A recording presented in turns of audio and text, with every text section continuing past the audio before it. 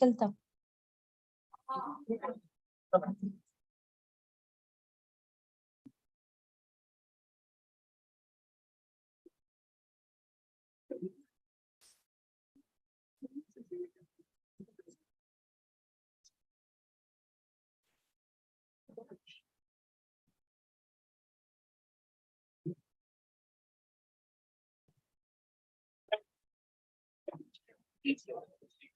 Hello, good evening, everybody.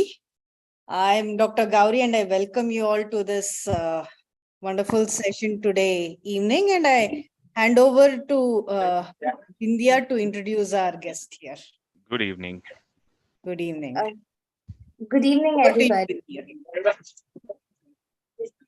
Okay. Today is our 5th online session by Brainchild Trust. This session is taken by Ms. Manju Bhargavi PR. Ma'am has completed her MSc, B.Ed and Diploma in Autism from Rehabilitation Council of India. She also holds a Diploma in Art Therapy and is a certified handwriting trainer. Ma'am is currently working as coordinator and parent trainer at Sangamitra Early Learning and SI Center, Bangalore. Very glad to have you today, ma'am. Over to you. Thank you so much. Let me first share the screen and then move on.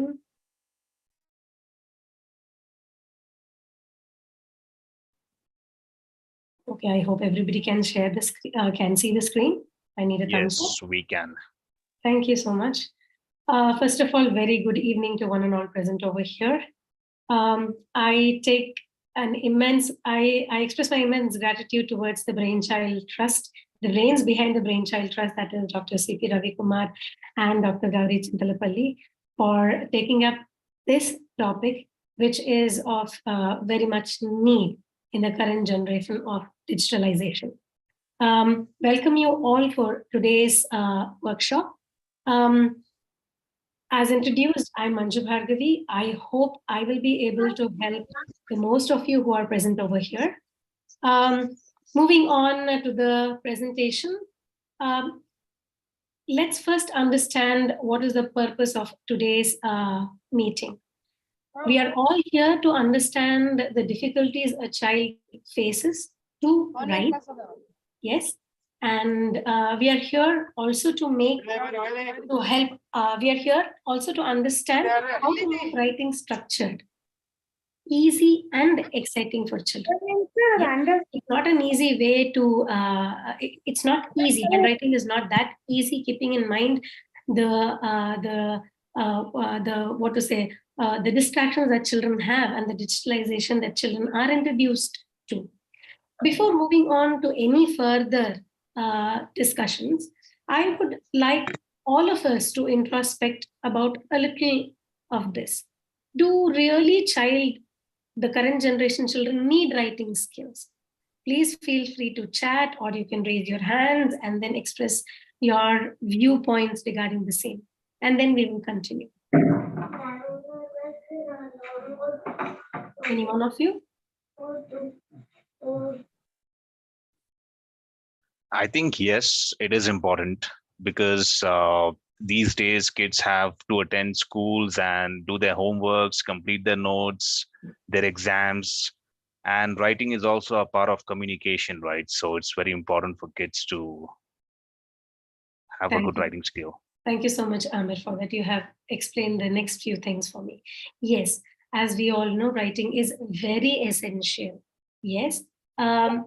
Let me take you through the next most important things that the child needs. See, look, as Amir already discussed, they need handwriting skills for all these things. That is, they need writing skills to copy from board. And again, in time. There is a 45 minutes time gap that the child gets in a classroom, or a 3 hours time to finish up an exam, or another 15 days to finish up a project or a report book. For everything, they need to write, and that has to be in time. And handwriting is very essential with respect to that. Again, to complete their notes in school, again, in time. To write their exams, in time. To express their thoughts and feelings. Yes, you need to have a good handwriting. If you don't have a writing skill, maybe your love letters may not be as expressed as it can be. Writing assignments, exams, projects, record books, so many things.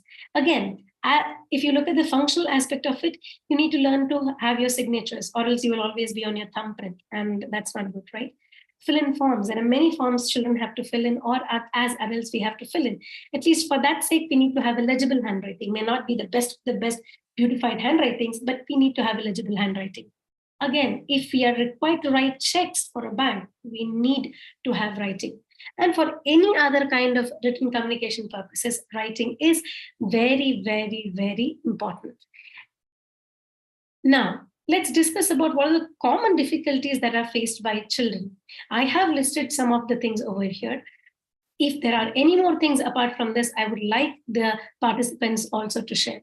Now, number one, when a child is having writing difficulties, they have major difficulties with respect to the formation of the letters and the numbers. They may not be in the proper oriented way, or they may not be placed well, or they may not be sequenced well. They may not be able to take dictations if they don't have a good handwriting. They may not be able to copy from any source, that is board, book, digital media. Now, as you know, the whole of their schooling system, that is from their 4 years age to the 22 years of age, they need writing. Yeah, and most of the things in their preliminary ages is about the book copy, right? If they don't have an appropriate handwriting skill, or if they don't know the proper writing methodologies, then again copying becomes a very big task for them. Like, there are some children who may not be able to copy things from the board in that particular time. So what do? We have WhatsApp media. Parents are given information about the notes that are being done in school, and children are expected to complete at home. At least a child should be able to look at the digital media and write. Or if not, they should be able to take dictations from the parents. Next, they may not be able to complete any given worksheet or notebook in a time. Yes, and then if they don't know to orient the letters well.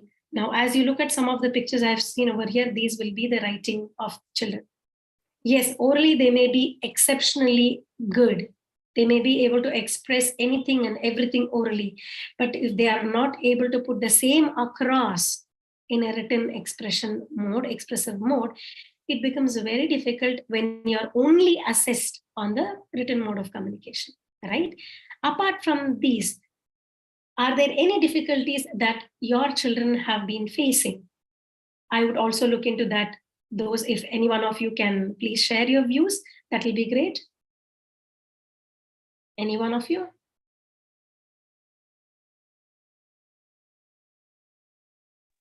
If there is a silence, then I will move on to the next thing. Now, ma'am, one thing I want to tell, sorry. Yes, ma'am. There is also a complaint of not even liking to hold the pen or pencil. Initiating also, that is also a problem and complaint. Yes, good. That we see at a very young age. Good. Initiation to just pick up a pencil. Hatred towards writing. Yeah. The color pencil. Thank you for that. Thank you for bringing it up. Any other concerns? No, ma'am. This was okay. Good. Now, on the chat, we have two responses. One is improper spacing. That is Sri Varsha is mentioning that. And Melita is saying writing too lightly or dark with too much pressure. Yes. Thank you for bringing this up. Yes, these are the common difficulties faced itself. Children don't know the spacing between the lines and the letters and the words, right? That's one of the important difficulty, very major difficulties faced by children. And the next one is the pressure that they are supposed to have. Either it is too light or either it is too dark on the paper. That also becomes a concern. If they are too light, then it's not legible. If it is too dark, then they may spoil the paper and there may be imprints on the second sheet. It may not be appropriate when you write in the next page. Yes, thank you for bringing this up. Now, let's look at how do we deal with this. Yes, now there is a 22 years of writing span that children have to face in their whole of their schooling and college life. How do we deal with it? Do we start once they join school? Or is there anything that we have to start from as early as possible? Now, just a moment. Yes, as I was telling you, writing doesn't happen when a child goes to school. Yeah, a writing or a pre-writing skill for a child starts from a very, very, very early age. Now, I will be sharing across with you in the next few slides about the developmental order of writing skills or the pre-writing skills, which is very, very, very important for any child to develop if they should have a good writing skills going ahead. Now, the first and foremost skill, considering from the age 1.8 years, is the child should be able to at least sit for 4. Okay, 4 is too much. 2 to 3 minutes or 2 to 5 minutes for any preferable activity.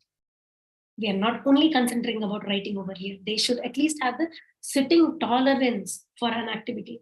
If a child doesn't have a sitting tolerance, then being writing a structured event, it may not be possible. Now, imitation skills are very, very, very important. Writing, learning to write is an imitation, right? The child should be able to imitate however the teacher shows it. Yeah, if the teacher shows on the left, the child should be able to understand and write on the left. Yeah, at this age, we may not be able to expect a spatial orientation, but at this age, children should be able to imitate, yeah, anything that is shown. Now, at this age, that is from 1.8 years to 2 years, random scribbling with crayons are started. Again, if the child is exposed to. If children are not exposed to these skills at an early stage, then I think it's high time that we introduce these things apart from the digital media that we are projecting to children. Should be able to imitate by this year, that is 1.8 years to 2 years, children should be able to imitate various scribbling strokes. Yes. Now, by 2 years, children either will be able to draw or trace vertical lines, horizontal lines with little help. Again, here, it is not a handheld help. It may be, they may need a little more explanation, understanding, or imitation or modeling when you're writing and showing, right?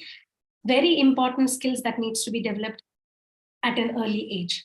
Moving on to the next year, 2 to 3 years, a major year where their preschooling or starts, right? Children by 2.5 years, or nowadays I see children by 2 years itself landing up into daycare homes where they are made to do many activities. Yeah. Now by 2 to 3 years age, we should expect improved sitting tolerance. Yes, at least 5 to 10 minutes for any activity. They should be able to, by now, they should be able to identify their prominent hand, and they should be able to use it as much as possible. Yes. Now, by 2 to 3 years, children will be able to identify colors. With the Cocomelon, children know colors before they talk. Yeah. So they should be able to identify colors. Next, by 3 years, by 2.5, 3 years, children can associate colors to objects. Yeah. Now, if there is anybody who's thinking that it is too much for a 3 years old, I'm sorry, children are very, very, very talented nowadays. With all the exposures that children are getting, they are much more better than us. Yes. So they can associate colors to objects.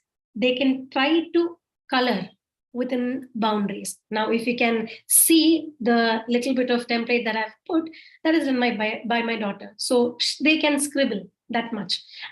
Again, by 1.5 years to 3 years, till 4 years, we may not expect perfection. Please don't expect perfection with respect to children. Now, again, they can draw lines and circles. Sorry for interrupting you. I think there's an audio issue. Is it just me, or okay. What about others? Are they able to hear you? Am I audible? Is it audible, sir? Audible. It's audible, ma'am. I think it's It's my audible, connection. ma'am. Let me check my connection there. Yeah, Audible, it was ma'am. probably connection. Okay. Thank you. Sorry for interrupting you. No That's problem. okay, sir. Not an issue. Happens on an online mode. Not an issue. Okay, getting back to the platform.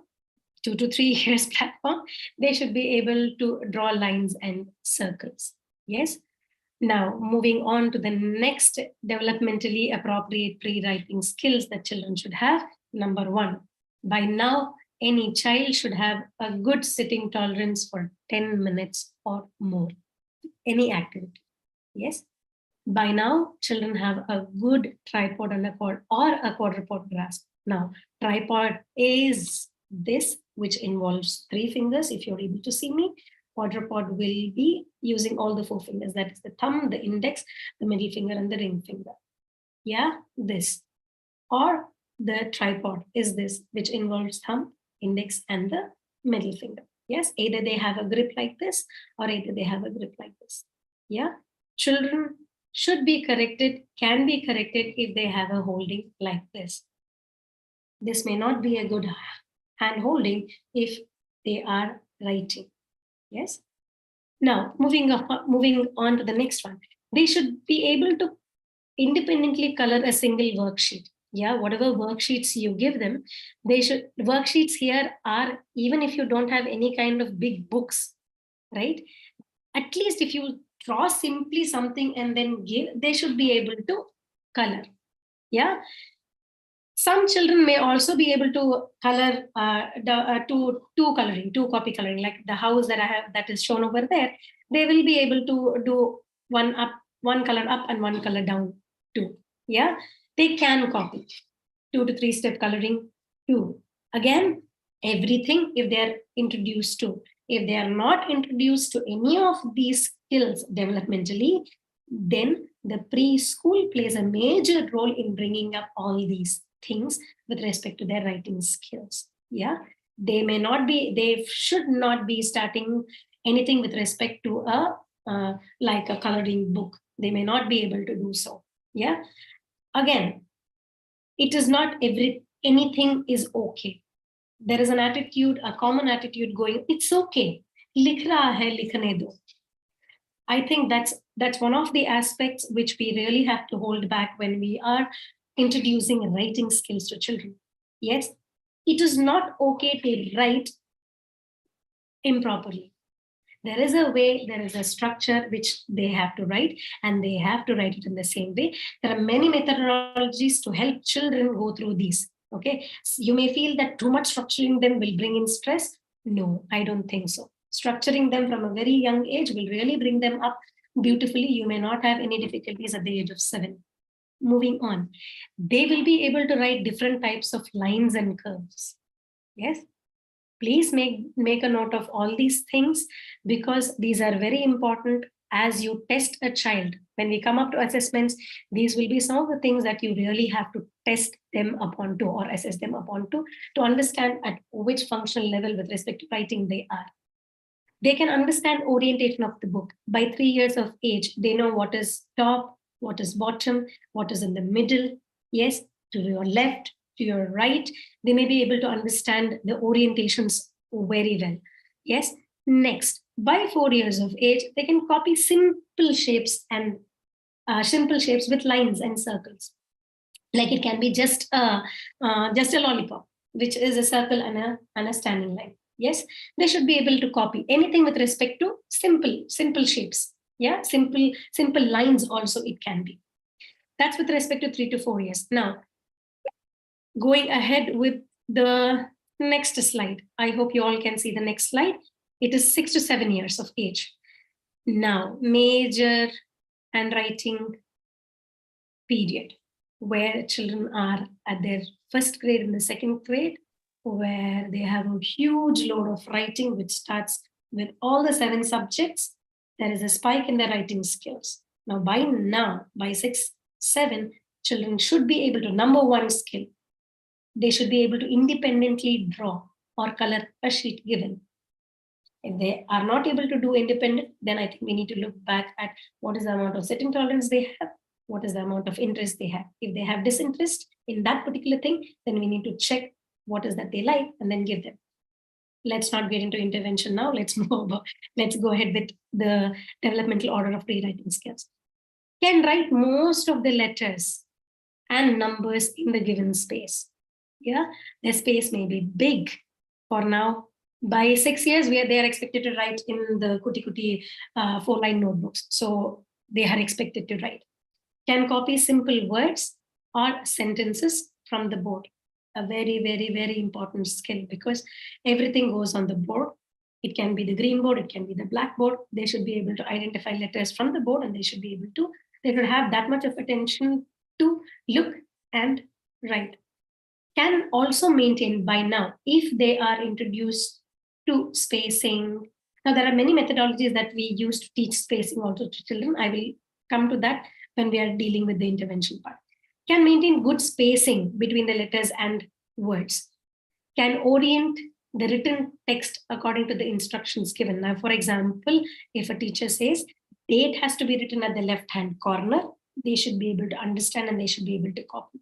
If the teacher says write your name at the right-hand side, they should be able to write.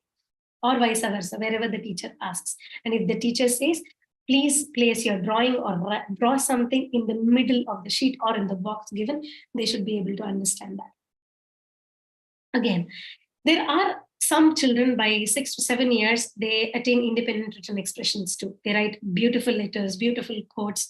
It's very interesting to see those. Yeah, by 7 years, we can say that most the writing skills are attained in children. Yes. Now, before going to how to help, is there do anybody have any doubts in the developmental order of writing, or can I move ahead? So there's a query whether 5 to 6 years the slide got missed. Okay, I'm so sorry. Let me just check that. 4 to 5 years. Was it done? One second. I think I have missed. 4 to 5 was missed, ma'am. So this slide is missed. This was missed. 4 to 5 was yes, missed? Yes. Okay. Fine. I think I did this, if I'm not wrong. I think I have missed the whole slide of 5 to 6. Yes, 5 to 6. Yes. Yeah. Okay. I think 5 to 6 itself, 5 to 6 and 6 to 7 will most probably have the same old skills. That is like whatever is there in the 5 years, they should have. Maybe we can take this slide itself as 4 to 6 years. That is almost up to the grade 1 standard, and then move on to 6 to 7. Yeah. Similar skills are expected in children at even 5 to 6 years of age. Yes. Can I go to the next one? I just have a question before you move on to the next slide. Because there are few kids who cannot copy sentences and write on the notebook. There's an issue with coordination. Yes. Okay, so that's when they're writing something, the order won't be in a sentence or a structure how it's expected to be. Yes. Now, whatever are the developmental milestones that are discussed over here are with respect to neurotypical children. Yes. Okay. Now, whatever I have discussed so far is with respect, keeping in mind the neurotypical children who have no concerns from the beginning. Yeah. When it comes to children with special needs or specific needs, they may not have attained these skills at their respective ages. Yes. So that's when we have our next slides coming in. We need to assess them, where they stand, what is their basic need of help, and then take them through the developmental areas of the pre-writing. I think I'll be able to help you when we move on to the next slide. How do we assess? What do we have to assess? Then I think I'll be able to help you with your query. Is that okay, sir? Yes, thank you so much. Welcome. Ma'am? Yes. Ma'am, I have a question. There are some kids who find it, the parents who come and say that the kid is able to copy from a child who's sitting next than from the board. It prefers, it's not that the child has some visual issue or any other kind of issues, but it prefers to copy from a friend who is sitting next to her or him but not the other way around. So how do we help, or how do we assess that if the child has an issue, or how do we tackle this problem, ma'am? Okay, number one, if the child prefers to look at his friend and write, I think it's okay. Number one, okay, unless and until the child is not disturbing the child who's sitting next to him, it's okay. If it's a preference by a child, it's okay. Now, the second thing, you should not be judgmental about anybody, but if the written text on the board by whomsoever is written is not legible, then again it becomes a copying issue. Yeah, it may not be for that child alone. The other children may also be facing, but I think some children have an innate ability to, it's okay, that they can identify written however it is, right? Like, for example, if a teacher writing on the board, if they use cursive, too much of cursive, children may not be able to understand writing. So we need to look at it in two aspects. How is the writing on the board? Is it legible, not legible? Can the child understand? If the child is not able to understand, then why is it? Is it the same across all the children? Or if it's just the child doesn't want to look up and look down and likes to copy from the next, I think it's okay. I think that should be okay. Again, if it's a preschool environment, at every point of the time, in most of the schools, teachers are supposed to write in 4 lines. Yeah, teachers are supposed to draw 4 lines on the board, and then they are supposed to write. Most of the things happens on print. Yeah, teachers are expected to write in print so that children are able to understand. Now, when children are introduced to cursive, when the children are introduced to cursive by the same teacher, they would have understood her writing format, and they would have got in tune to her. If that has not happened, then I think we have to look at the teachers.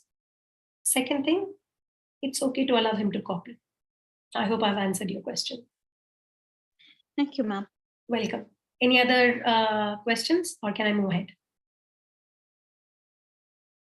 Silence? No questions. Thank you. Okay, Maunam Samati Lakshanam, going to the next slide. Very important, how to help children. Now, it can be neurotypicals, or it can be children with difficulties, any form of difficulties. Yeah, ASD, ADD, IED, LD, any children, you put children into any category. How do we help? First, there needs to be assessment. We need to assess at what level children are. Yeah. Next, we have to understand the level of the child and provide a proper intervention plan. Now, without understanding where is the developmentally appropriate level of the child, we may not be able to provide any help to any child. Next, there are many strategies that we need to use to children to improve their writing skills. Yes. Now, strategies may differ from children to children. The level of motivation also depends from children to children, and the interest also depends upon children to children.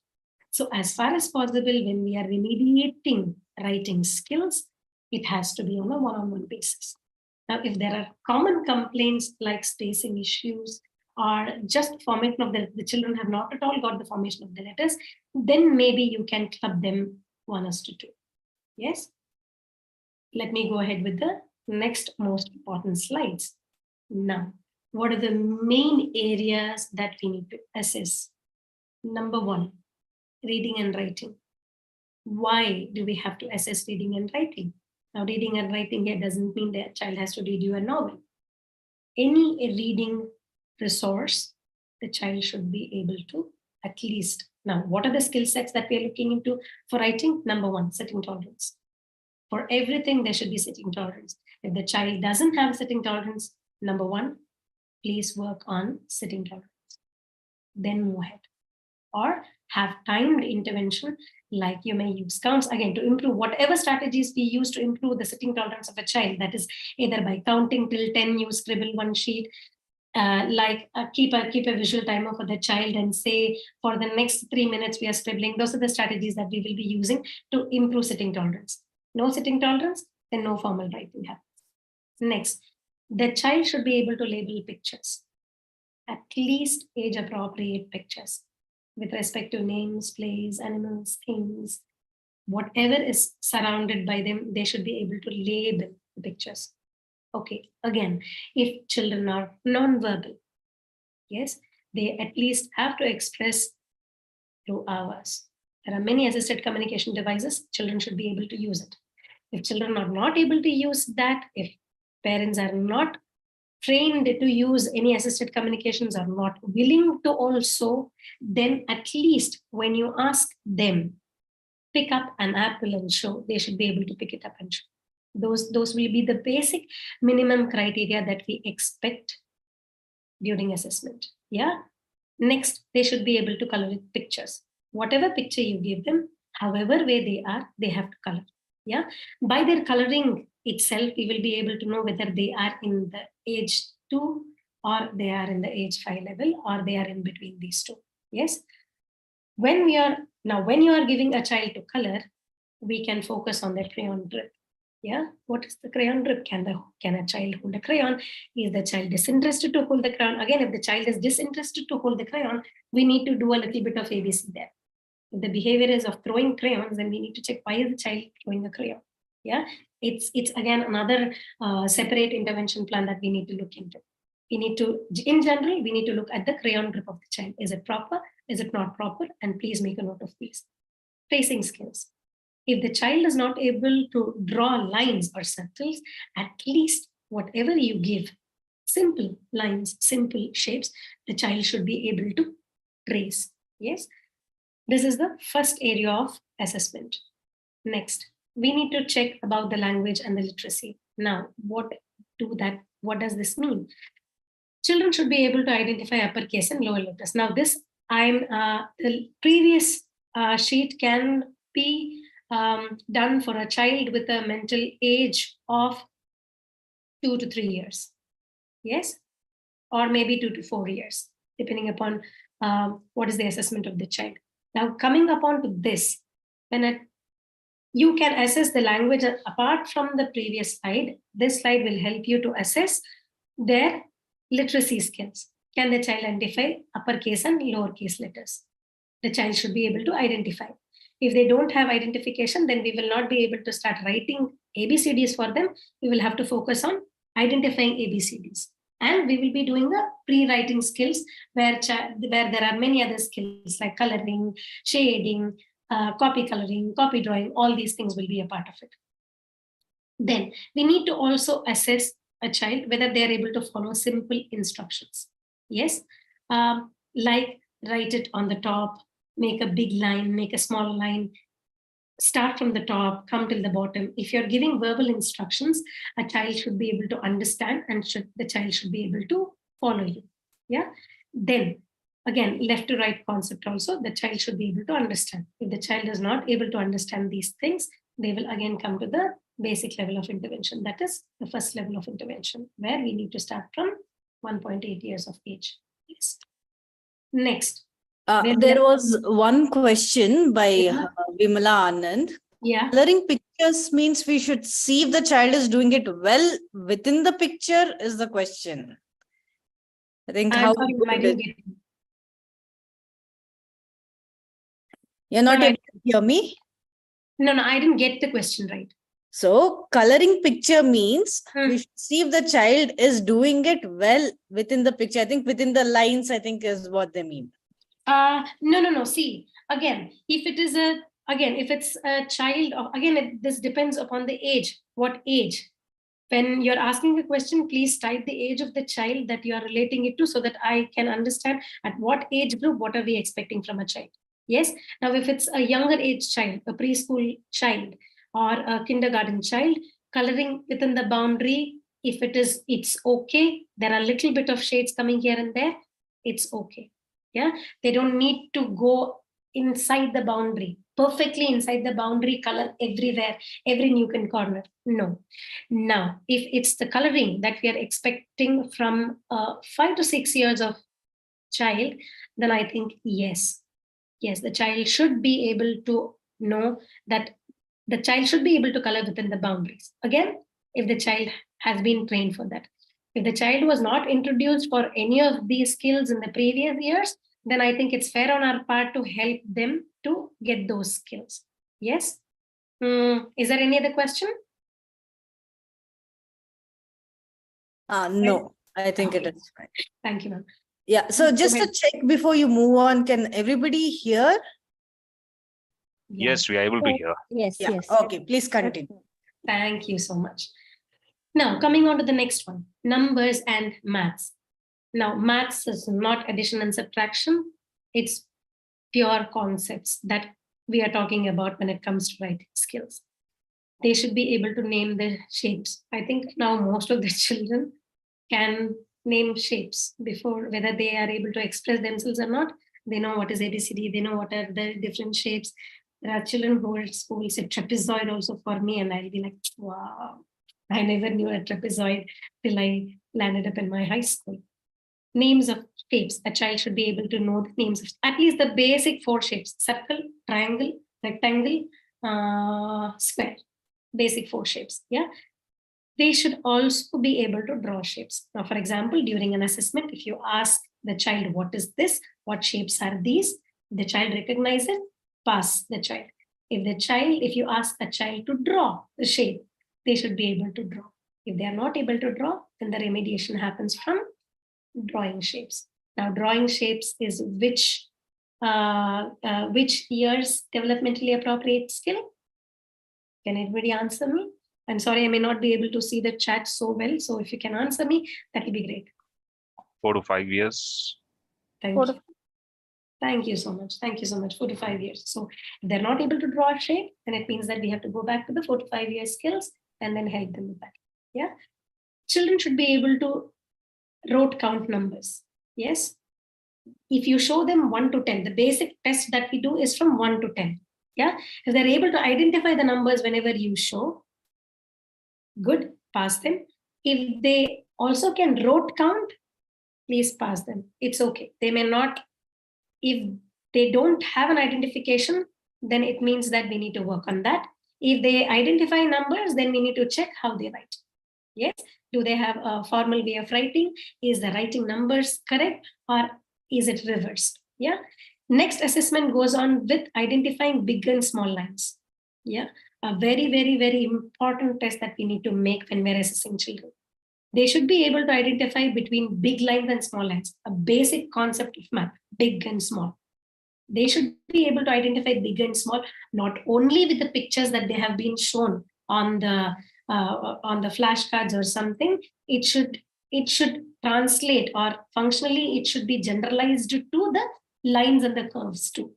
Yeah, if you draw a big line, child should be able to say, or if you say, non-verbal children may not be able to say. If you ask them, show me a big line, they should be able to show you a big line.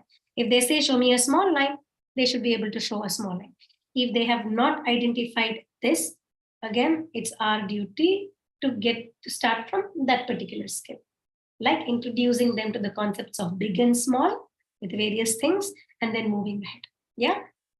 They should be able to sequence different shapes. Yeah. And the given figures in a given format. Any kind of a written text or anything, they should be able to sequence. Like, for example, when it is a square, there is a writing order of the square, right? This is okay, or making an L and then now I'm sorry, when I'm showing you, you might tend to look at a reversal way. Now, after I finish up this, I will take on to a writing material and I will show you the appropriate structural writing of each of the letters and the shapes so that you can get a note of that. You can make a note of that. Yes. Let me go to the next one. Now, once we have fairly assessed the child, the next there are main components of handwriting that we need to always focus on, right? Number 1, memory. Child should be able to visually recognize letters, numbers, and the different types of lines and curves too. Yeah, because all our letters and numbers are, as you look at the board itself, it's filled with lines, it's filled with different types of lines and curves, right?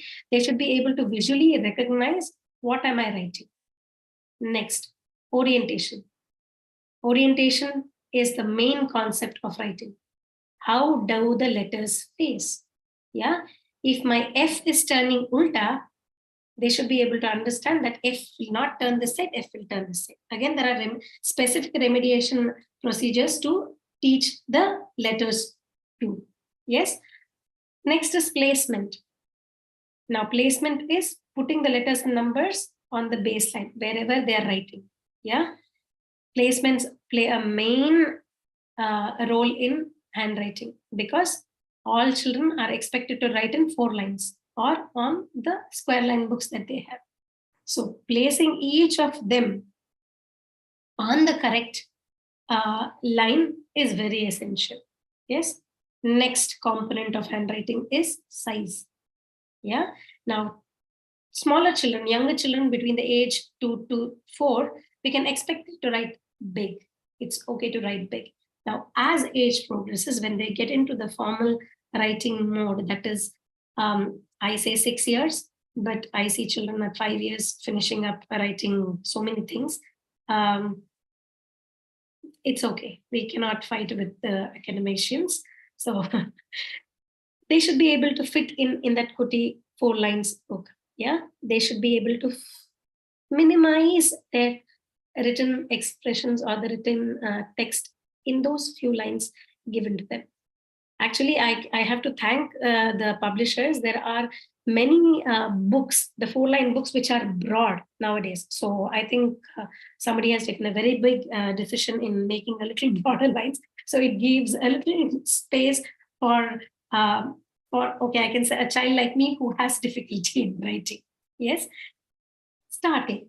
Now, after size, we have to look at the start of the letters. If the child is not taught to start the letter properly, then they end up in all the reversals. Yes. So where do each of the letters starts? That needs to be taught to children. Next comes sequencing. Yes.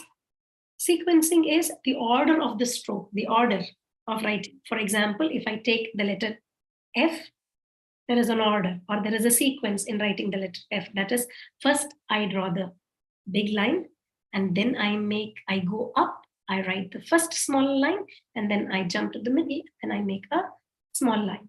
Yeah, there is an order and there is a sequence in everything. If that order is missed, why order? Because if you follow things in an order, then you're fast.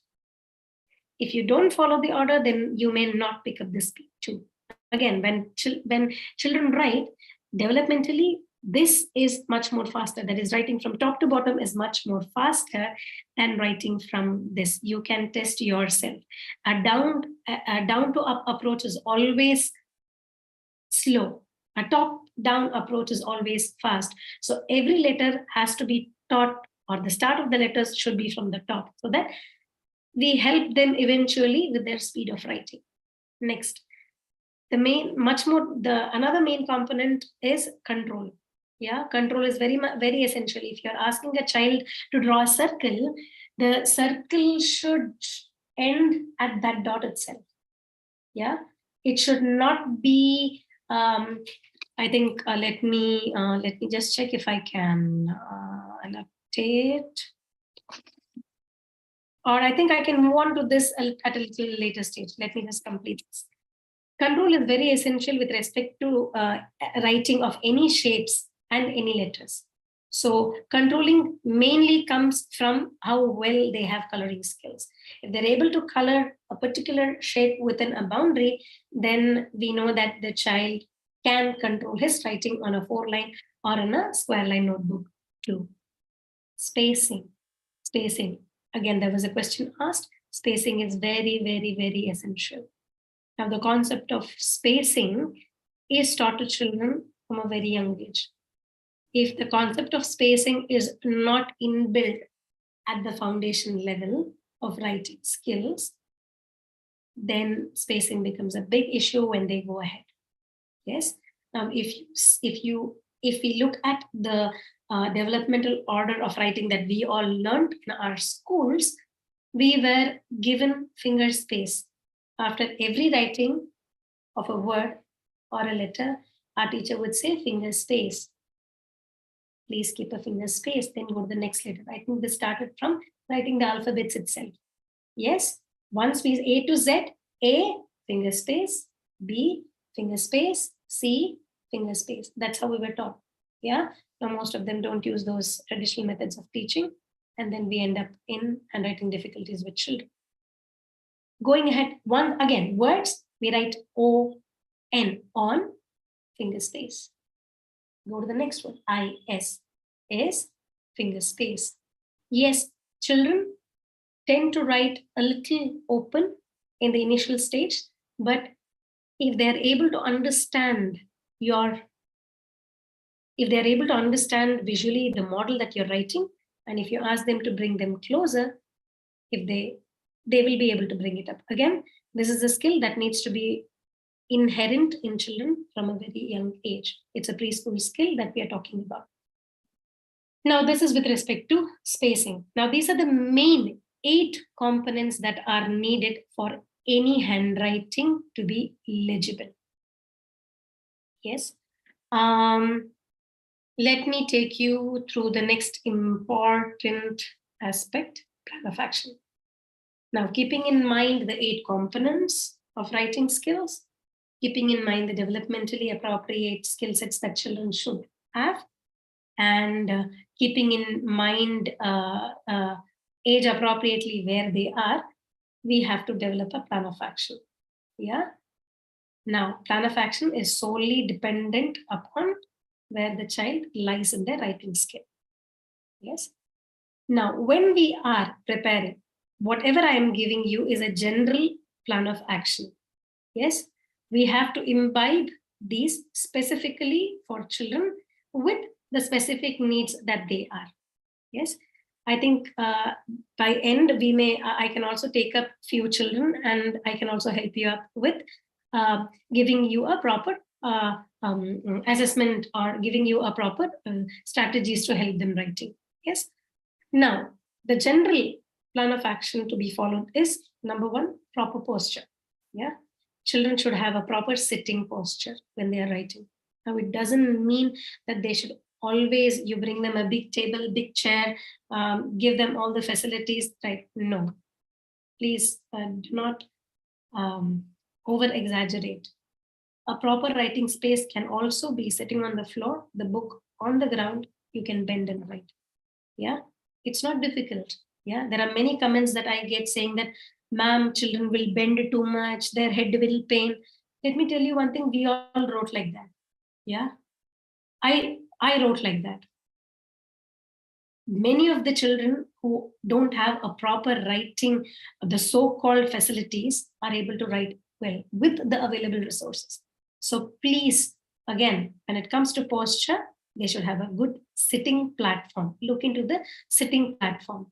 They have a table, well and good. If they don't have a table, it's okay. We have a beautiful floor. They can keep their book on that. Or you have writing pads, right? We all took writing pads for our exams. Now, children don't know the concept of writing pads itself. Yes, writing pads, keep it on the lap and then teach them writing. Teaching them is not difficult if you don't complicate with things. No sophistications when it comes to any kind of learning. Please keep that in mind.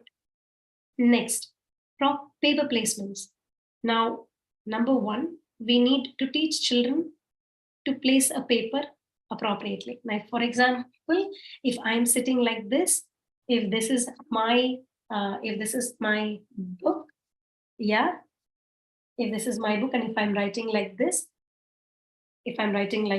let me just tilt it so that I hope you all can see this. It can be straight or it can be tilted a little if I'm a right-hander. Yeah, if I'm a left-hander, the same principle applies. I tilt it like this so that it is easy for me to write both the ways. Yeah, it's easy for me and it's faster. Now, if I'm a right-hander, I tilt my book a little and then go ahead with my writing skills. For both left-handies and right-handies, same principle. Its only thing is, for right-handers, I tilt the book a little to the right, and for left-handers, I tilt it to the left. That's it. Okay. Now, introduce them to, the next one is introduce them to the work or the helping hand. Yeah. Now, which is the helping hand? If I'm a right-hander, my left hand is my helping hand. Why should I use left hand? Again, when I'm writing, I need to hold on to the book or a paper. Yes, my left hand. Now, when I have two hands and when I have appropriate coordination between my two hands, I have to use this left hand so that my writing resource or the writing pad is appropriate. Yeah. Please ensure that all children hold their books when they are writing so that they have a good writing ability. Yeah. Now, if I'm a left-hander, the same principle, my right hand becomes my helping hand and my left hand becomes my writing hand. Yeah. I hold with my right hand and I write with my left hand. Yes. Now, also, please introduce to children tracing skills. Yeah. Again, if a tracing is not only like you write and they trace, butter paper tracing. We all did it for our record books. Yeah. Give them a butter paper. Ask them to put a picture, like any colorful picture, and ask them to trace. That's an exciting activity if children are not interested in initially with the writing skills. So some of the old strategies are extremely interesting for current children because they have not seen any of these. Yeah. Now, stencil writing. We used stencils when we were children. Record books went in stencils. Now it's okay to write. Since the concept of it's okay is so formal or informal, whatever you call it, it's okay attitude. It's okay. Is writing? No. It's okay. Let me encourage him. Let me tell you, if you want your children to have at least a legible handwriting, you will have to train them the way they have to be trained. Yes. Using stencils will again help the left hand or the right hand holding, and it will be interesting for them to, that will build the concept of left hand. Yeah. Then using scale. Using scale should be taught as soon as they are in grade 1. Yes. Because when you're writing a dictation, very common thing, usually we see the teacher drawing the lines for them, or else most of the case I have never seen those lines also in schools. Please teach them to draw lines. That will teach them the left hand, use of left hand. If my helping hand is strong, then my written text will also be beautiful. Yes. Moving ahead to the next one. Now, these are the things that we need to work on. Again, keep in mind, this is for the neurotypicals that I'm looking at. Now, if there are any specific disabilities, then there are appropriate measures that we need to take. Now, coming on to the working on skills, appropriate holding of pencil. Yeah, teach them to hold. Before teaching them, number one, please allow them to pick up. Yeah, most of the times it has become we feel adults should be teaching resources. No, allow the child to pick up. If he picks wrong, then you correct. If he picks up right, then appreciate. Yes, there's no harm in appreciating. Very less we appreciate, as far as I have seen with the common trend of parenting. Before a child, again, before with anything with respect to problem solving, before a child can open a bottle, chilo, come, I'll open it for you. Now, I think this trend should stop. I think it's one of the major parenting skills that a parent has to develop. And I think this can be one of the next topics that we can take. Parenting skills, very essential. Moving on to the next one. They should have basic single boundary based coloring skills. Yeah. A single boundary, I mean, is the circle, allow them to color, draw an apple, allow them to color. You don't have to invest on the jumbo coloring books initially.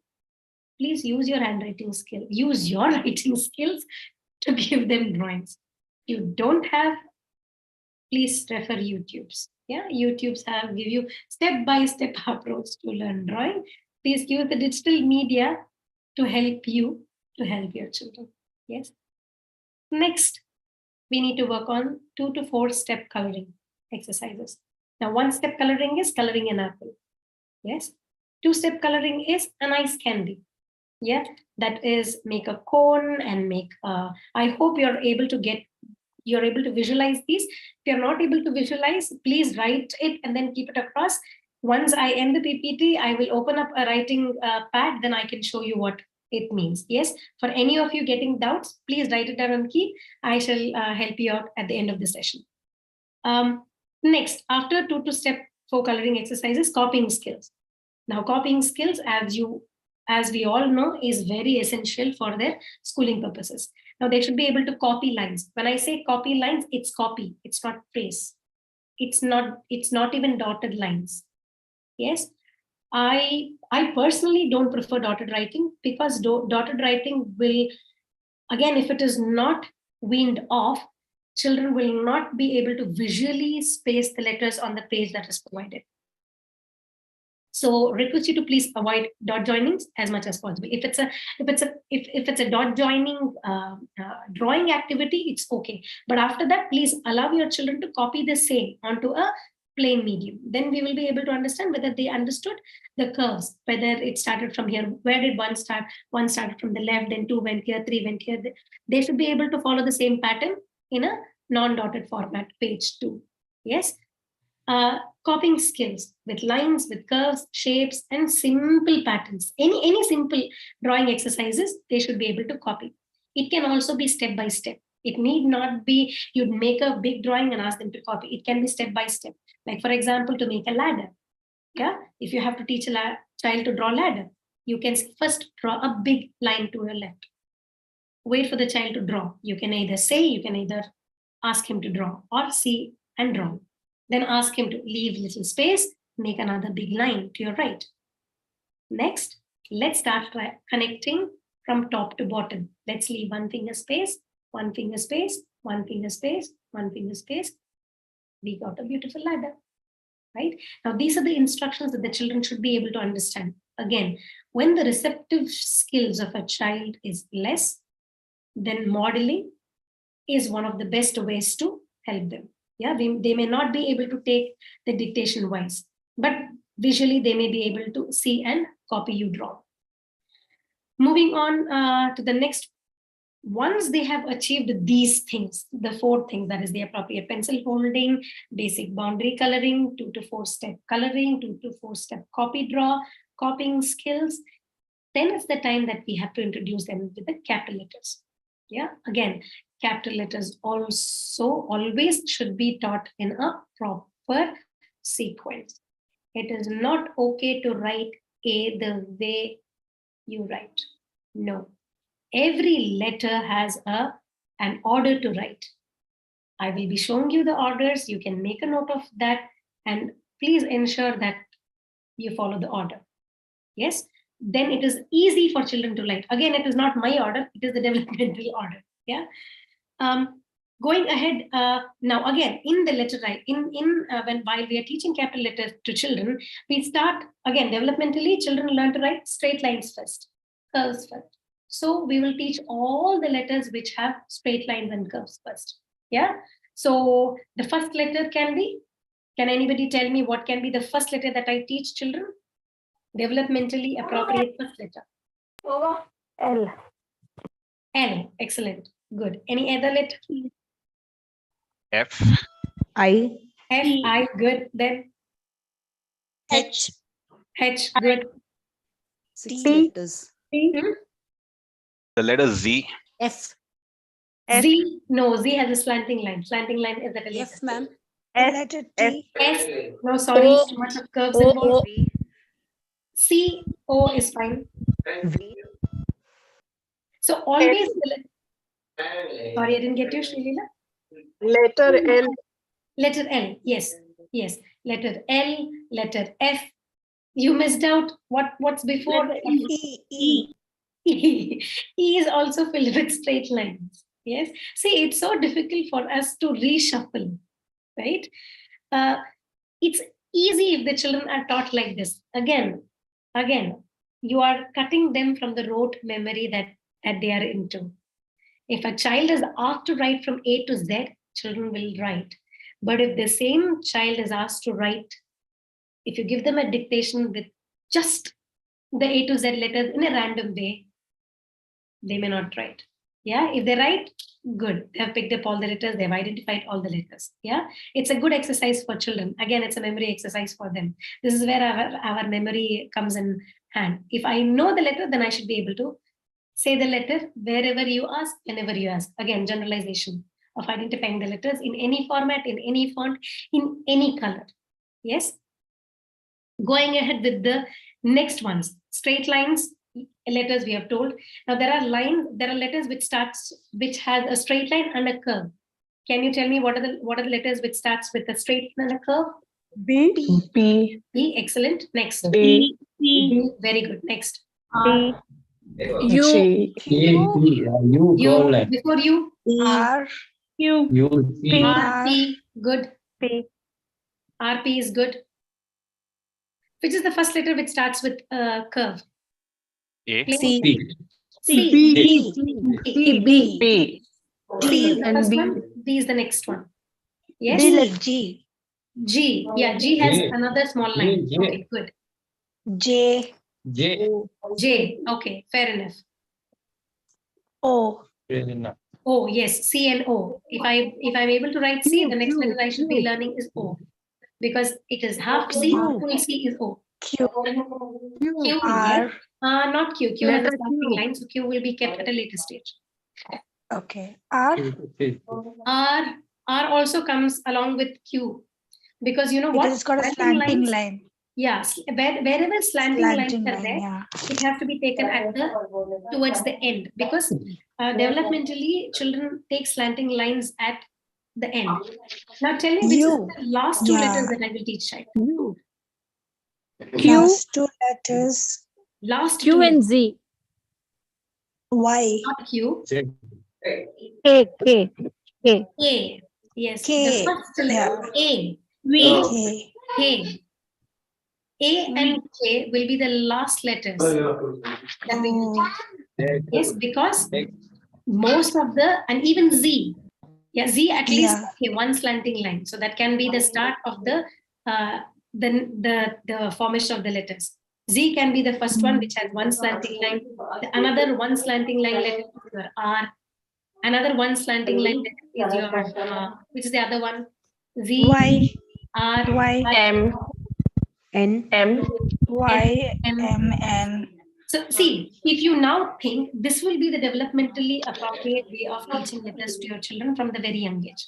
Yeah. If children don't have this, if they have attained a different way of writing, please correct them.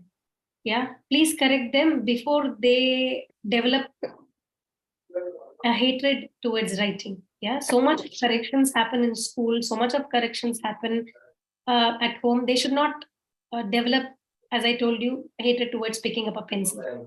Yeah, it's okay. Even if they're at that stage, we have strategies to help them overcome with that stress of picking up a pencil too. Yeah. Moving on. Once they are thorough with the uppercase letters, then we will introduce them to the lowercase letters. Again, in lowercase letters, there is a proper way to teach them. Yeah, that I will again take you through that in the last, because I need to show you the writing order of it. Yes, there are funny names given to that. Since I did my certification with Learning Without Tears, I think you all can Google Learning Without Tears. You get beautiful worksheets, you get beautiful developmentally appropriate writing skills. Whatever I'm telling you today, it's from that main source. So please look into Learning Without Tears webpage. Initially, it was called as Handwriting Without Tears. Now it's transformed into Learning Without Tears. There are many free resources that you can get, which you can refer to when you are teaching them letters for children. Yeah.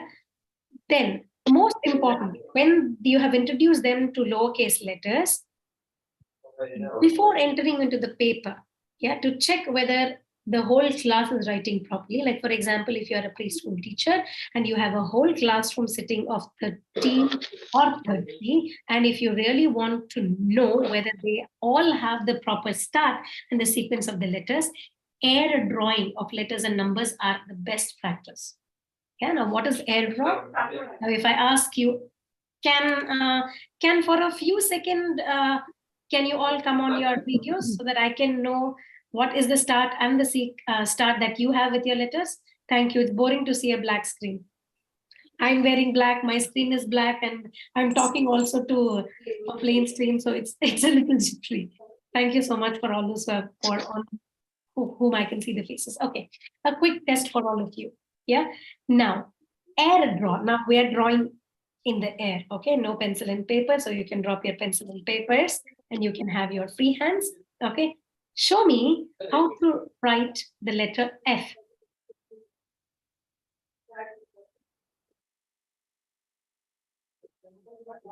Caps are small, ma'am.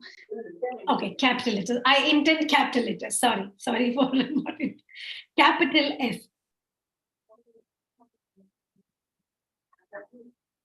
Yeah, I can see this much letters. Okay, when you're teaching an air draw to children, it is really big. Okay, because when I'm sitting in a classroom for so long time, and if you have to involve a little bit of movement-based activities in your classroom, please teach them to write big. They have to use their full hands because writing usually is only this, right? All the time shoulders get heavy. So a little bit of exercise through this is writing. Yeah. Now all of you, can you write F with me? Draw F with me, from wherever you are. Okay, so let's start big. Okay, from the topmost of your screen, let's write F. Down, jump up. One letter this side, one letter this side, one sleeping line. Sorry, I did ulta because I don't know how you are visualizing me. Okay, if I'm doing right, if you're seeing right, then my letter will be ulta for you.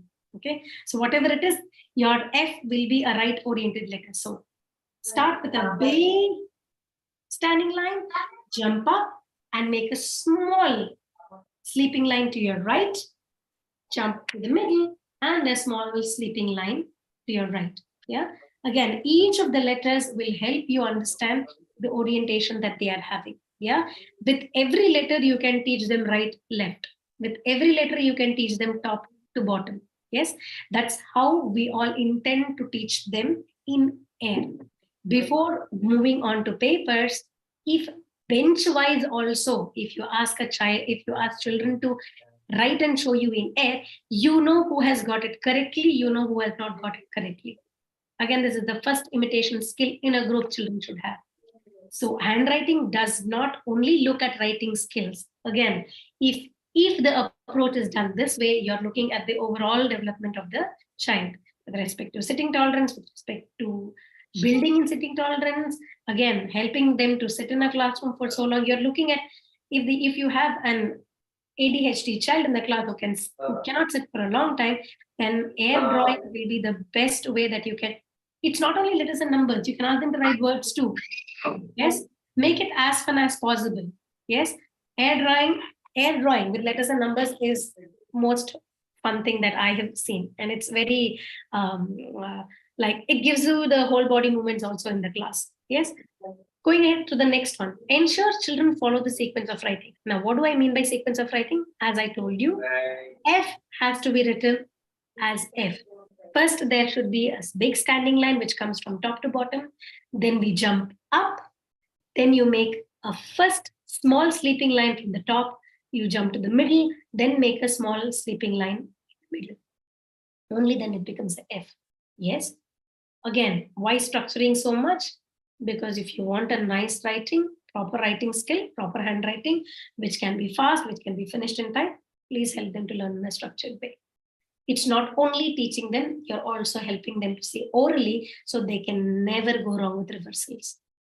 When a child is not able to say how does a letter look like or what are the lines that make a letter, visually they have not perceived the letter itself. Yeah, or else they don't have the appropriate vocabulary to express you. Yeah, it need not be only they don't know. They need not have the appropriate vocabulary to write. Yes, to tell you, to express it to you. Yeah. Again, when coming back to air drawing can be helped to all children. Yeah. to any kind of disability. Yeah. If they are partially mobile too, if their hands are functional, then you can teach them air drawing. ASD, ADHD, I do not prefer labeling children, but whatever labels you can put them under, your air drawing can help them achieve the letters and the numbers. Yeah, it need not be only on the paper teaching. Again, coming back to the next, keep practicing copy, draw shapes, simple drawings, figurines. Now, drawing is an important skill. Yeah, half the time. Why is it important? Let me tell you one thing. I have drawn the 26 record books of my classroom because I could draw. Yeah, it's, if I think now, then I feel pity for all those who did not have the appropriate drawing skills. Yeah, at least the basic drawing skills children should attain so that they can at least write the amoeba properly. Yeah, amoeba is a shapeless thing, but at least it has a little shape, right? You have to give it a little shape. Yeah, so please, at every standard, ensure that the drawings help them in their learning resources too. Yeah, most of the schools, as far as I see, drawing goes too much into formal drawing. Yeah, only some may be interested in that. But what about the day-to-day drawing that they have to live with? Biology has so many drawings. Chemistry has so many drawings. Yeah, if a child is asked in a maths class to draw a certain number of shapes, the child should be able to draw a shape, right? So handwriting doesn't stop only for ABCDs. Yeah, it has to be looked at every angle. Even the drawing teachers need to know the developmental order so that they teach developmentally appropriate drawings to children when they are teaching. Going ahead to the next one, they should be able to copyright simple words. Now, once we have attained all these things, when they know to write letters, capital letters, uppercase letters, lowercase letters, then we start with simple words. As such, in UKG, they start with the sight words. So your writing also can start with sight words. Yeah. Then move on to sentences. At all the time, please use timers or counts. Yeah, that will help us to help children. Yeah, like for example, if I have to train my child to write a page or a 5-sentence writing in 15 minutes in grade 1, I have to make children do many activities within time. Now, this timers for writing will happen only when they use timers in their regular activities too. Yeah, if they don't have time or if they don't stick on to time with their eating skills, yeah, and their dressing skills, we will not be able to put them across into a timed writing when they are going ahead. So writing, again, as a part of pre-writing, there are many household activities that children need to do. Yeah, please do not consider it as child labor. Yeah, please help your children to do as many activities as they can at the household front. If they need, there are many children complaining of, "Mummy, my hand is paining, so I cannot write." Maybe it's paining because they don't have so much of exercise with their hands. Yeah, they don't eat on their own, so they may be fed. Bags are, shoelaces are not there. Everything is par now. So again, life has become easy for them. So there were many skills that we as children did with our hands. Yeah. Children are missing out now in the current generation. So please get them back to all those skills that they have missed. Peeling curry pattas, removing pudina leaves, methi leaves, such a beautiful activity. Removing avrekado, okay, beans. I hated that activity, but now I feel very happy for my father to make me do that because I have good peeling skills. Yeah. So again, with all these things, you're not only looking at handwriting, yeah, you're looking at their sensory skills too. Any child having sensory issues may end up in writing difficulties. Again, work on their tactile issues. yeah, then you will gradually you will see writing also becoming easy for them. You're not bombarding them with only writing. Yeah, it may not happen. Again, as you told you, if I go ahead with this on front with a child, they may again say, I will not come to Manju's class. Yeah, or I may not come to so-and-so's class. Yeah, writing should be fun. As I told you in the first slide, the main purpose of today's thing is making writing meaningful, easy, structured, and happy. Writing should make children happy. Yes. Okay, I think I have come to the end of my discussions. If you all feel okay, then if you all are ready with a pen and paper, I can show you the basic writing letters of shapes. Or if you're okay with it, then I can take up some questions because I think it's 8 as of now. I will stop the screen share, yeah, so that I can get on to some other screen. Yeah. Anybody have pressing questions, or shall we continue with some more? Can we have this recorded as somebody has asked in the chat? I please, can somebody help me with reading that? Yes, one more. Thank you. This recording, yes, if you have registered, you'll have registered through Zoom, right? So the recording on YouTube, the link will be sent to all of you within a week.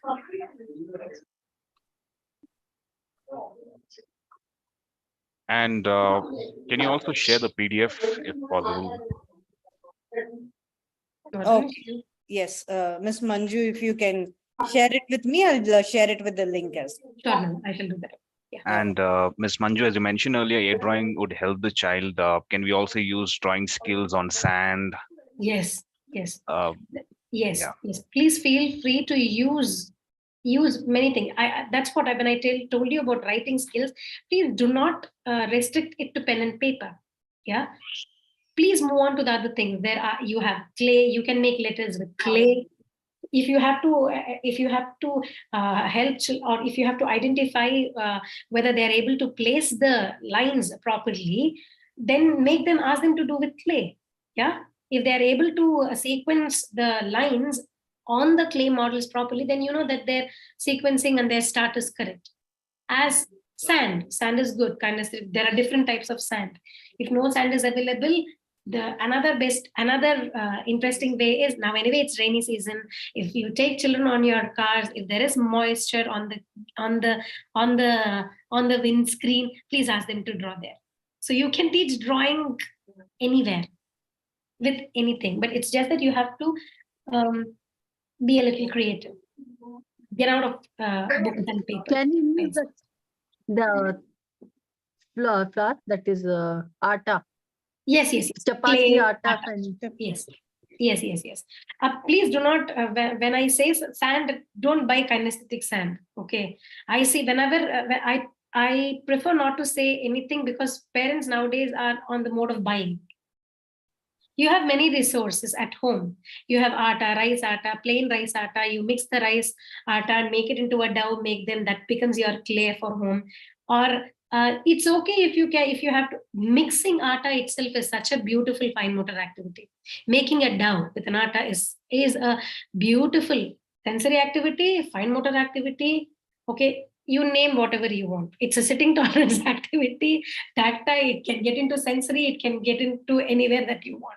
Yes. So do not buy. Again, one more before somebody asks, there are many equipments that children have. Was my video off all the time? I didn't know. No. No, the video is on. Fine. Okay. Yeah, we can see. There are many grippers that children have. Yeah. I think as naturally as they can develop, let's try. If children are not able to get those holding properly, then we can go for the assisted devices, what we have for pencils. Yeah.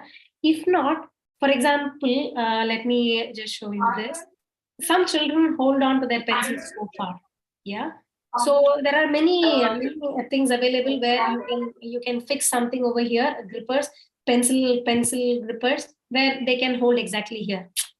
Don't invest on this. Tie a rubber band. Yeah, tie a rubber band over here and they'll tell them hand should not go out of the rubber band. If the hand slips back, then please ensure that you come front. Again, see, this is a beautiful activity. Like moving without dropping the pencil, coming to the end of the pencil and coming front. A beautiful activity, a fun activity that you can do with your children. Yes, that was one thing. Any other? I think I have Alice. Hi, mom. Hi.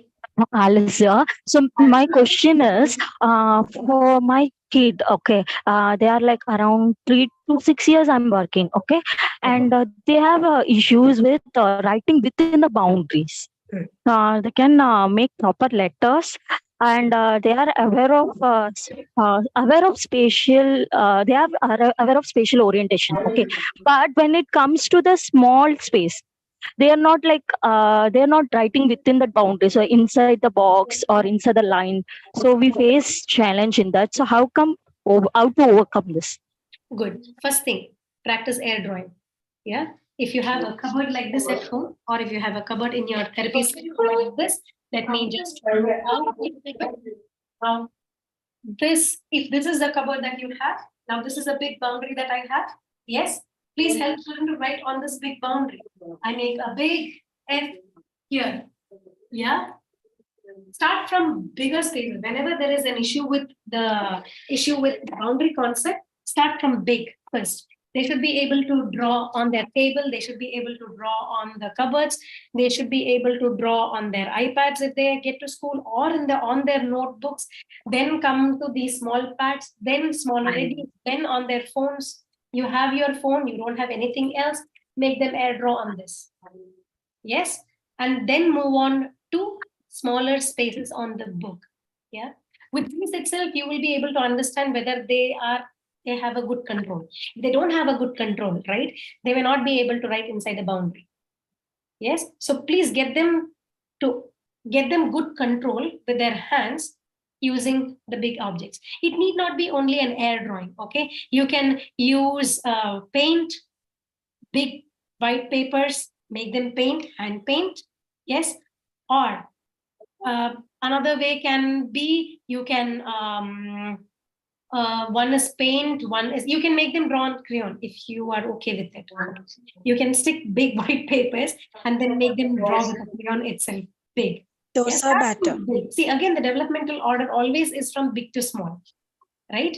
So if they're able to fit things in a bigger space, then you gradually reduce, yeah, they will be able to fit into that putty tiny box. Yeah, for sure, I can tell you they'll be able to fit into that 4-line book or into the box books. Yeah, but the thing has to be start from big and then go smaller as much as you want. Yes, I hope I've answered your question. Yes. Thank you, ma'am.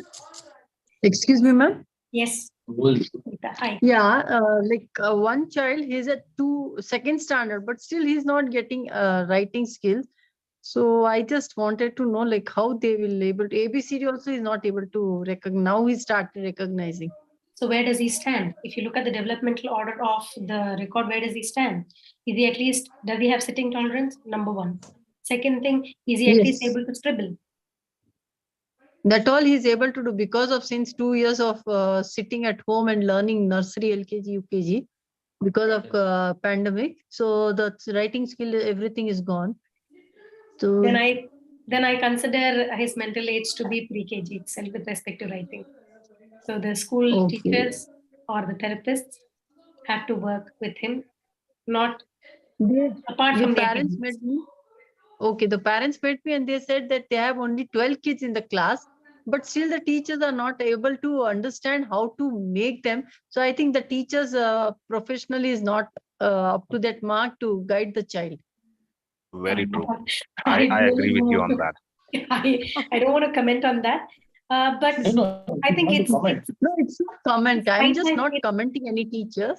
But I think that psychology of the child is very important when we are teaching in a pre-K, pre-nursery or that, because the foundation of the child, each child is different and unique. So we can mold them in the right stage, in the right early stage. Then it becomes like better for them. Like they are all are equally challenged, equally are talented. But only thing is the difference of teachers depends, because one is very picking fast and then will motivate them. The others is demotivated. Yeah, You are there not are writing. too So many that is, factors to comment on this. So I think we'll have to kind of look at it Maybe individually. if you can talk to the teachers and help them to understand, I think that would be great. Let's not negate anybody over here. They also may need help. Yes. No, So no, sorry, we will also because try there to was a help the neighbor. teachers as much as possible so that they can help the number of children that they have in their school. If they're ready to take any kind of training, I think we will be ready to help them. I Yes. think Sunaini was. I'll recommend.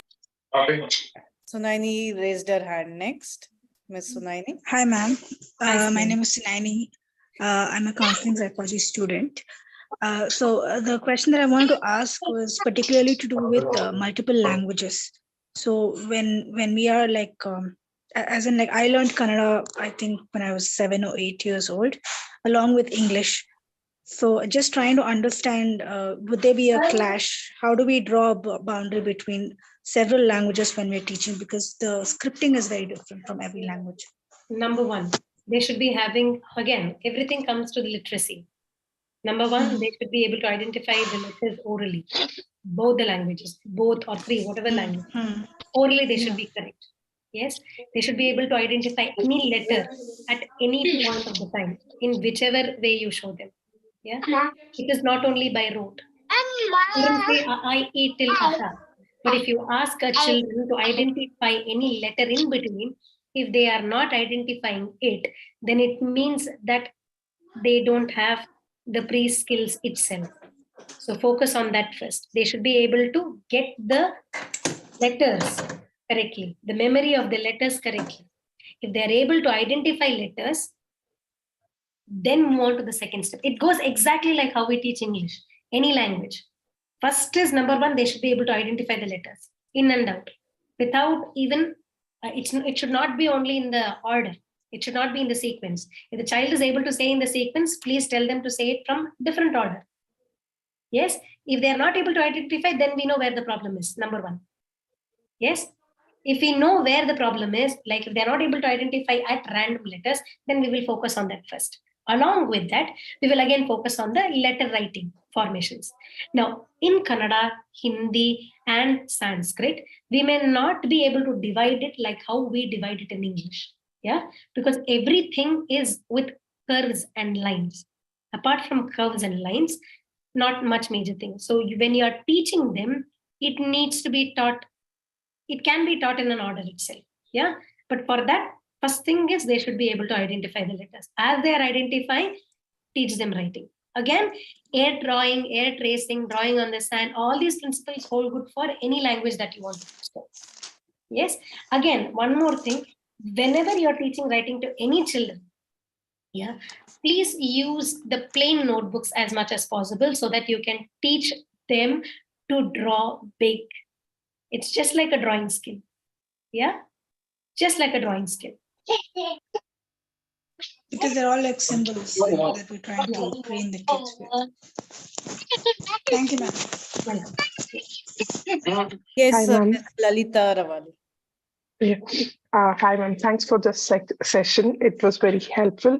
I have 3.5 years old daughter, and as from the session details, I could see that she's having each point from every milestone. Like 3 to 4 years, she do have sitting tolerance, but 2 to 3 years, coloring within the boundary is not something which she's meeting, and 4 to 5 years, she's able to draw lines. So I'm just trying to understand where is she falling in. Now, what is her She's a concern? special child. What's her concern? She has issues with coordination and fine motor skills. She's a CP child. She is good with her route memory. She has started doing standing lines, sleeping lines, bigger circles, and scribbles. Good. Coloring within the boundary is still, she's able to color, but not within the boundary. So when I have gone back and I was looking at all the details that you have put in, so I was just seeing she's falling one each, but not meeting all the criteria which is needed. So I'm just confused. Ma'am, And I did order hand grip pencil, hand grips, and all those as well. So I am being in the buying parent as well as trying to do things what I could do for her. So advice for me and for her as well. Number one, make her life easy. Yeah. Now, when you have a definite diagnosis with a child and has a serious disability, it's okay for whatever she's doing. Please keep her happy. Let her type. Yeah, typing is much more easier than writing. That's one of the simplest skill that you can teach her. Not everybody need to draw. If I do not have the basic mobility to write, but if I can do the basic shapes, work on her writing skills. Yes, I'm not asking you to stop working on writing skills. Start from the 2 years age. Whatever is 2 years age she has done and she has missed, start from those itself. Don't miss out on any of the milestones that I've told you. Keep preparing her for that with her. Along with that, start typing. Now, if I have my certificate, my disability certificate, I will be allowed to type. Policies have changed. Okay. They can be helped. They can type out. She is as from the session I am having it's helping me as a parent to understand how does my child doing, and also having a knowledge of each milestone. So that really helped me. Thank you so much. Welcome, welcome. Just give me 1 second. I'll be back. I just have to show my face to my daughter, and I'll be back. She's just a little crying. No worries, no worries at all. Just give me 1 minute, ma'am. But you're okay, right, to come back? Yes. Sure, sure. No worries.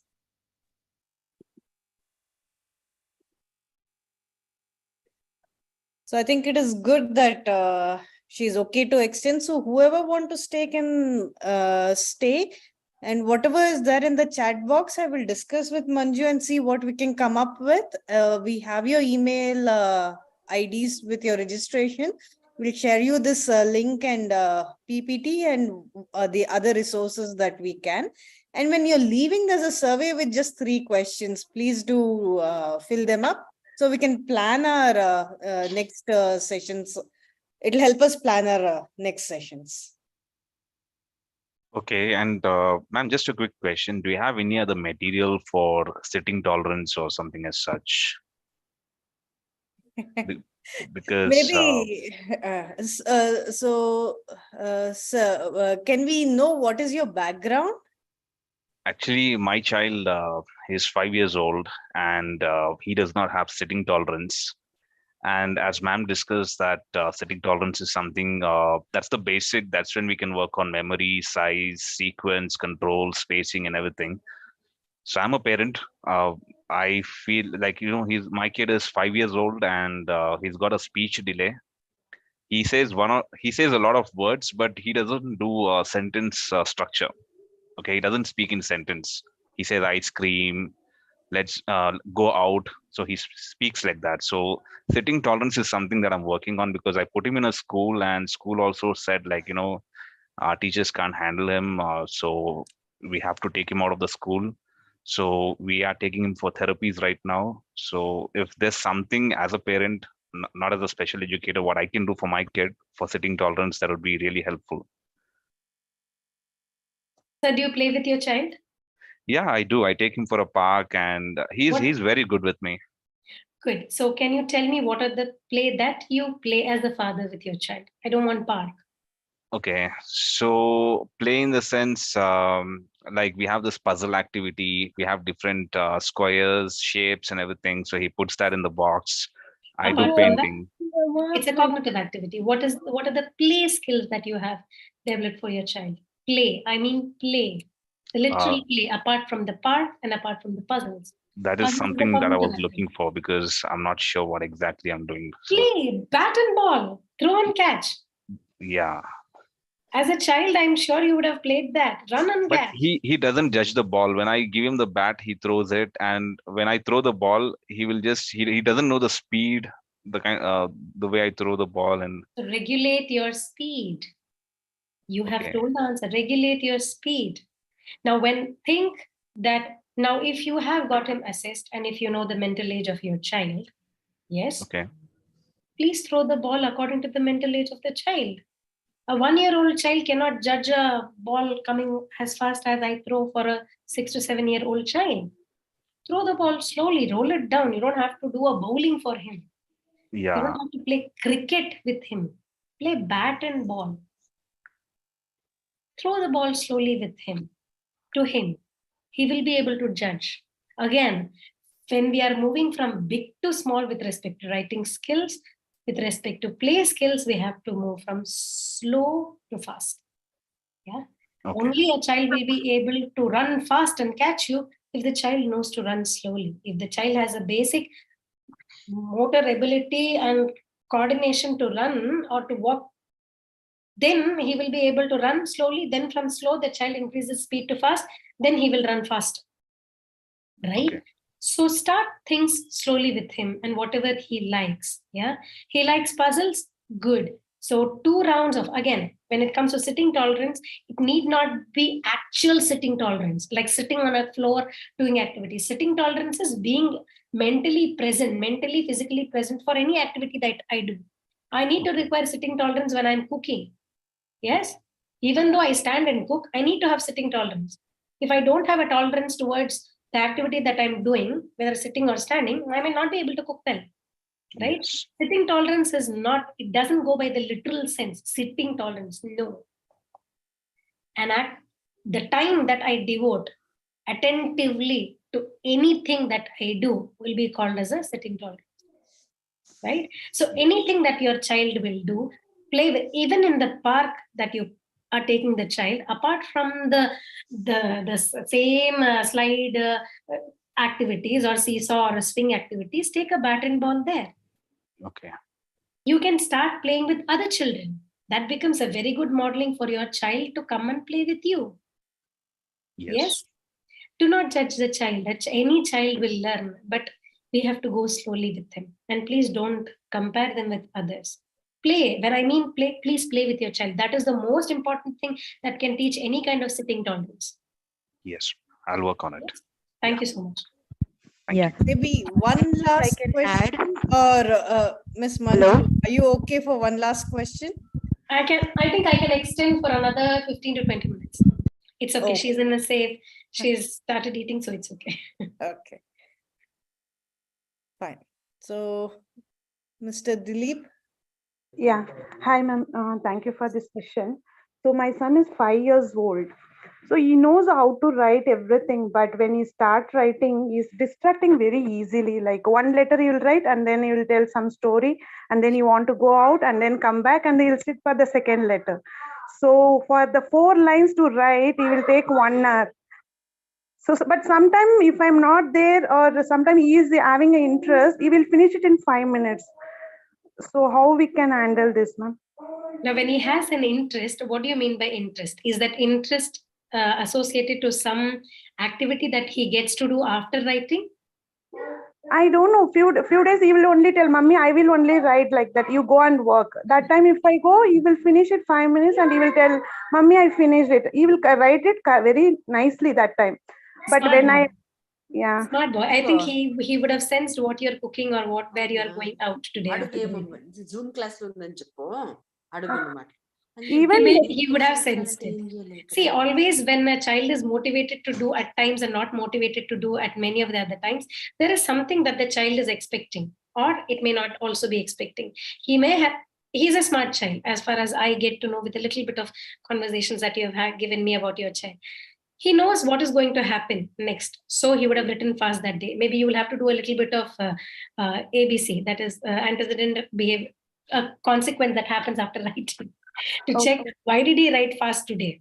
I think couple of days, please observe him. Whenever he writes fast, just check what was the next activity that he got to do. So if that is a big reinforcer, then you know what to tell him. Chalo Nana, finish writing, then we know where we will go. The days he doesn't want to write, it's okay, I think. He is 5 years 5 years old, and I think, is he in UKG? Yeah, LKG, ma'am, because some age. Fair enough. Good. It's okay. Let him go slowly. Don't pressurize him to write. But the day he is writing, if he is writing well, please appreciate him for the days that he writes well. Okay. Yeah, you can keep a timer for him. You can use mobile timers for him. Nana, we have just 5 minutes time. Can we finish this letter within this time?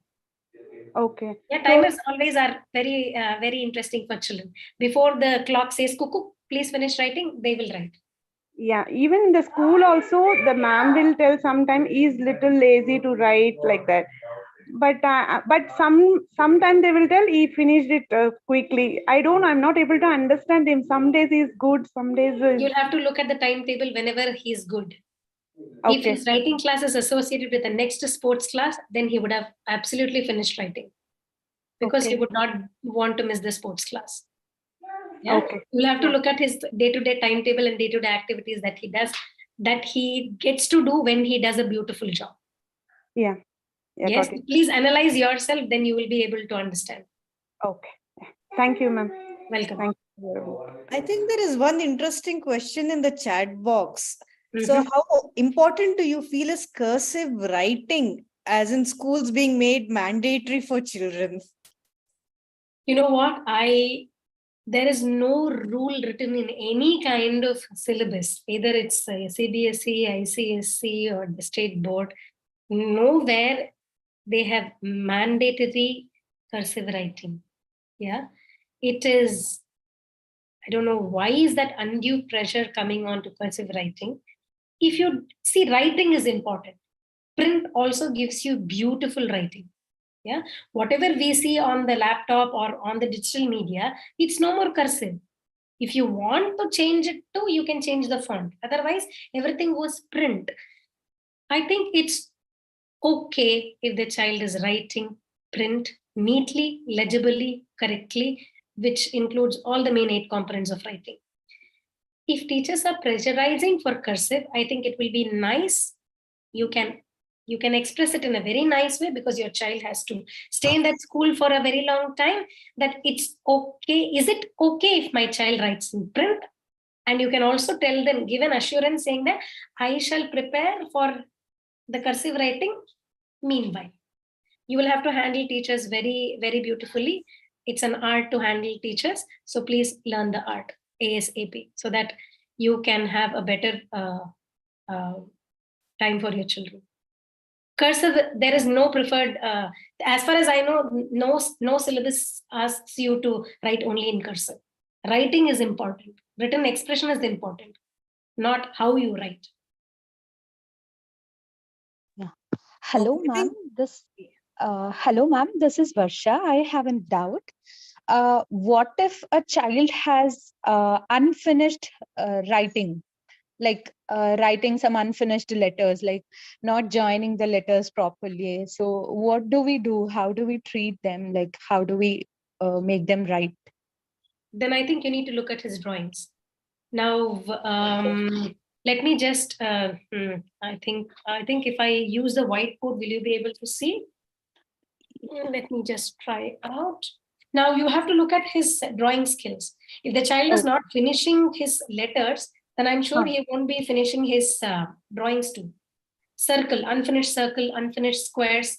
He may not be able. Yeah, then we need to focus on closures. Yeah, closures is very important thing. As how boundary-based coloring is important, focusing on closures is very important. If he is not able to close properly, then I think we need to teach him. One of the strategies will be, let me just take the whiteboards. No,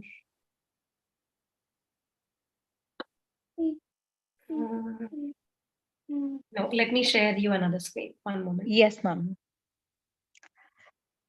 Like he scribbles, he draws properly, but the thing is, he doesn't finish these letters in a proper way. Then we need to work on that first. Let me just one moment. Let me just share the screen. Yeah, I have taken a 4-line. It's okay.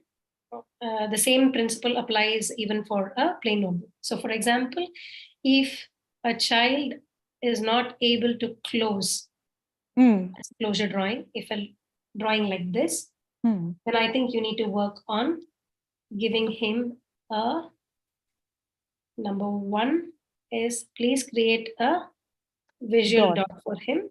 So he starts from here and he has to come back here. Yeah. So when he gets this, like I think closures are required for only the letters which are curved. Like see, if a child is writing F like this, if a child is writing F like this, yes, then it means that he is not able to, where does he have to start? He has to start from the line. Yeah. So the next time he writes like this, please erase only these two lines. Again, erasing only these two lines. You're not erasing this line because he already knows to write the standing line. Ensure that ask him to start from the top, from touch the line, then make a right side. Again, touch the line, then go down right. That's how you even if we keep dots on this main line, like the standing line, and ask him to start from the dot, maybe on supervision, like they do it, but once the supervision is not there, or when I leave him to write, he again does this unfinished letters. For example, if you're making him write 5 times, yeah, the question is how many times? So like every 5 times you're asking him to write, please keep dots. Okay, ma'am. Start from here. Right. So if you want him to write 5 times, do this. If you want him to write 10 times, please prepare the sheet so that he doesn't get lost. Till he gets the hang of it, till he achieves to write. Okay, ma'am. Okay. So it applies for all the alphabets, like even A, so same principle can be applied for, but not for curved letters. Yeah, for example, C, you can only give them 1 dot. C. Yeah. Okay. S again, here it is curved S. Yes? Yes. That can be one of the ways. I think I have found difficulty for him in writing these lines, like the letters which includes line. Only that he writes unfinished, but which includes curves, he writes it properly. Then he doesn't know. Then he doesn't have the control to jump back to this line and then end. Okay, fine. So it needs a little bit of monitoring. Make him do on, give him clay activities, the art activities where he connects it. He has to make and he has to connect. If he connects there, and if he is not connecting on the paper, then you always have a model to show him. Here you have connected it, only then it makes an F. If you keep lines like this, it doesn't make an F. Okay, ma'am. Sure. Right?